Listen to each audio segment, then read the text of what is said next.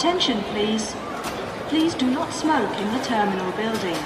Smoking is only permitted. الله أكبر الله أكبر، أشهد أن لا إله إلا الله، أشهد أن لا إله إلا الله، أشهد أن محمد رسول الله، أشهد أننا محمد رسول الله، أشهد أن عليا ولي الله، أشهد أن عليا ولي الله.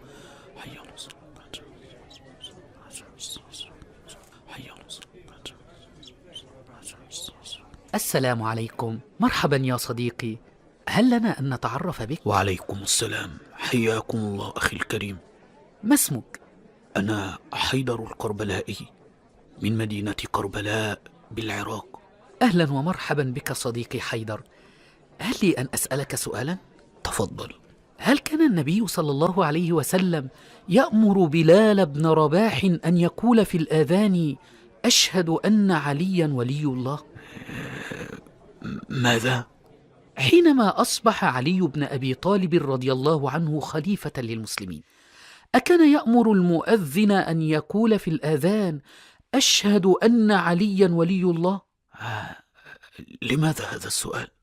صديقي حيدر، هل قالها الحسن أو الحسين رضي الله عنهما، أو قالها أحد من الأئمة عندكم كالباقر أو الصادق أو الجواد أو الرضا أو بقية الأئمة ال12؟ هل أدخلوا في الآذان أشهد أن عليا ولي الله؟ هذا يحتاج أن أبحث فيه أخي الكريم. إذن يا صديقي حيدر، إن كان هؤلاء الآئمة لم يقروا أو لم يقولوا في الآذان أشهد أن عليا ولي الله، فمن الذي أدخلها في الآذان؟ هل لي أن أسألك سؤالا آخر؟ تفضل. أكان النبي صلى الله عليه وسلم يسجد في صلاته على هذه التربة التي تسمونها بالتربة الكربلائية؟ ماذا تقصد؟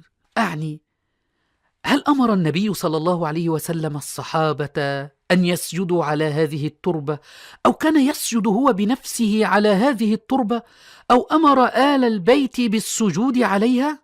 لا. أحسنت. هل سجد عليها علي بن أبي طالب رضي الله عنه؟ لا. أحسنت. هل سجد عليها الحسن أو الحسين رضي الله عنهما أو بقية الأئمة عندكم؟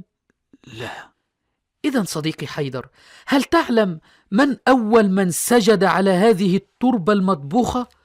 هو عالمكم القرقي سنة 940 هجريا بعد موت جميع الأئمة.